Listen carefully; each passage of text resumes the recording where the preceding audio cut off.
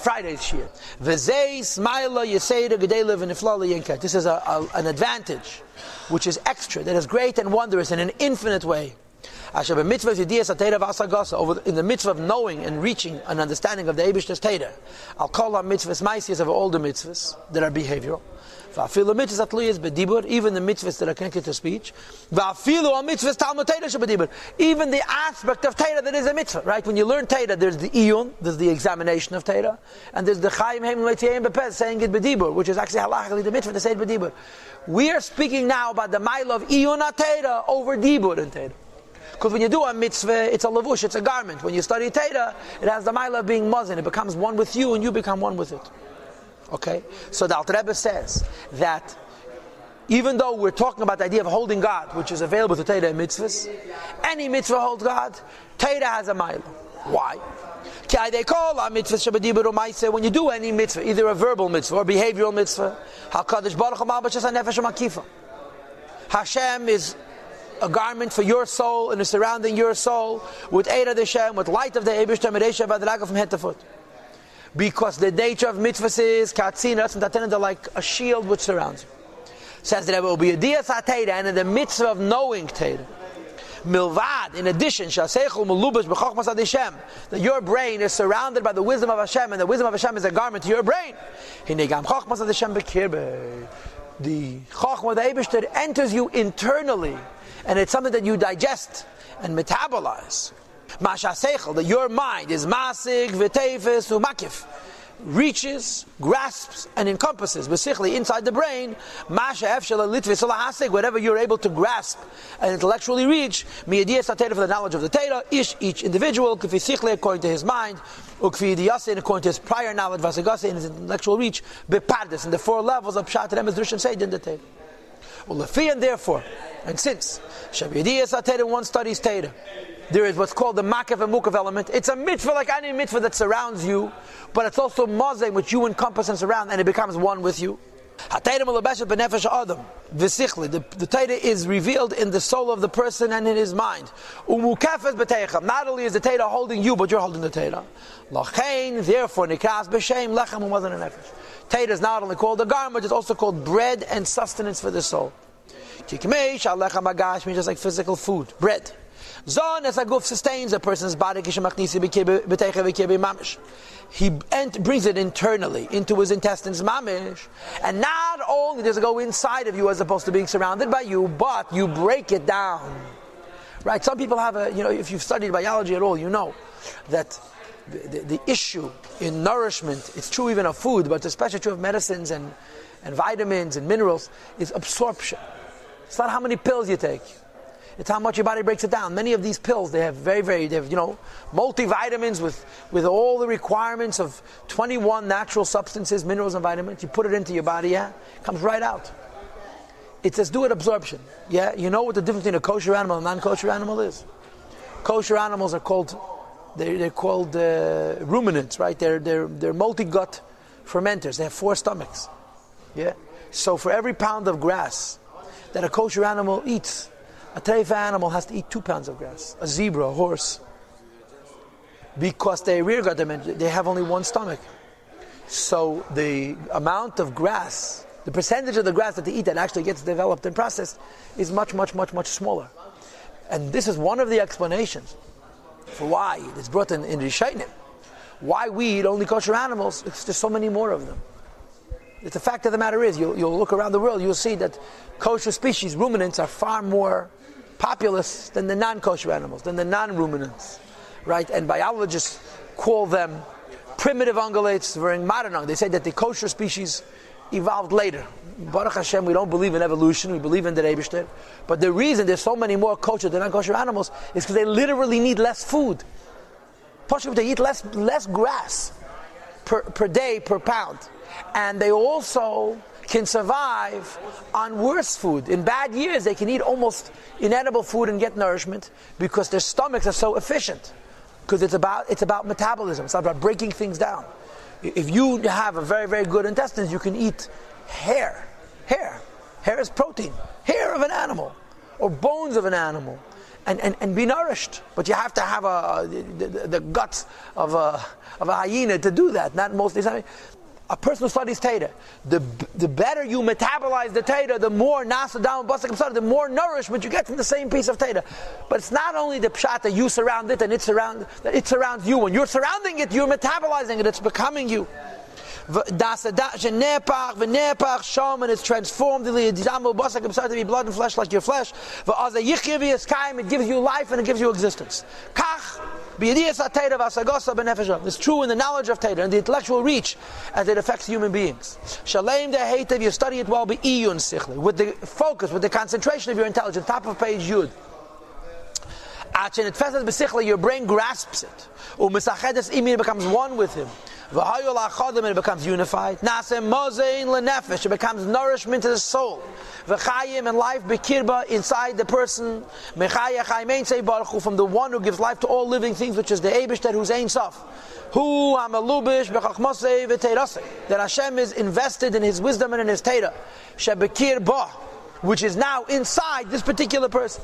So when you learn Teda, you're not only being held by the Eibishter, you're holding the Eibishter and you're metabolizing the Eibishter. You're digesting the Eibishter. Chas v'shalom, you're not breaking him down and destroying him. You're becoming Eibishterly. And this says in the Pasuk, Teda is in my intestines. It becomes one with the person.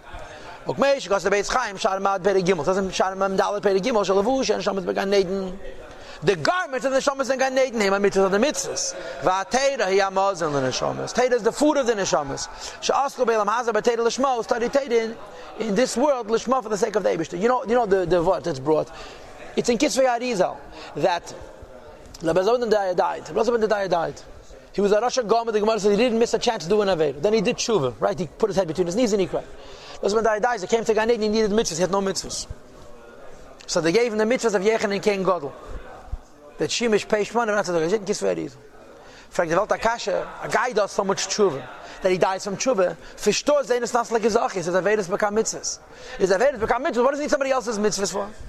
And the teretz is that when you do Avedas becoming mitzvahs, you break down the Aveda.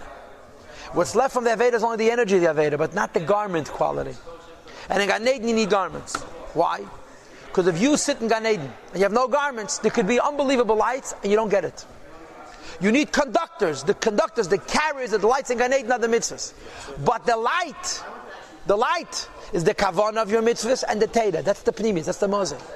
So the mitzvahs that we perform in Gan Eden, we don't experience the godliness of the mitzvahs. Lost of love, we will experience the godliness of the mitzvahs.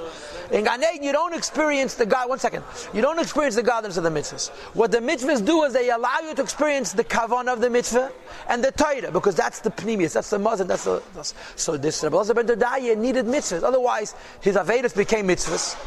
But they became like the oil of a mitzvah, the kavanah of the mitzvah, not the garment quality of the mitzvah, because he destroyed the garment quality, because it's klipa. So Zdenis Nas like Zachis means the energy of the Zodin.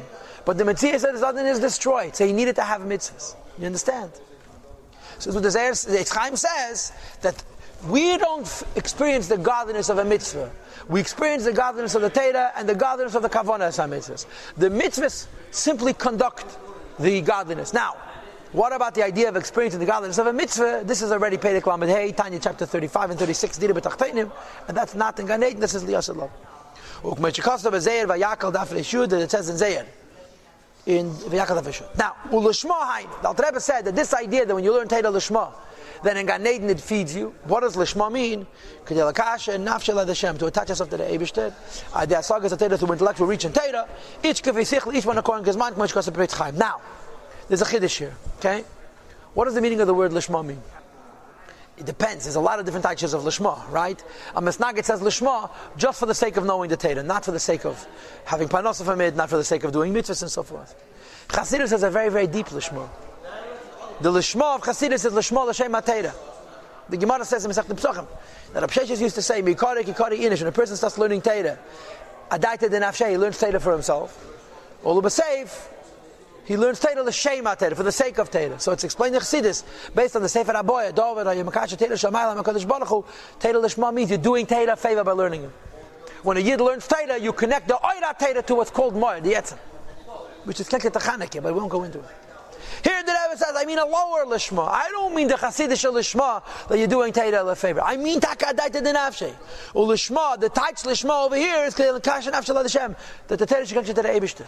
The idea of Teira connecting you to the Eibishter is a much lower lishma than the lishma l'Shem HaTeira. You understand? It says Alter Rebbe over here, this is enough.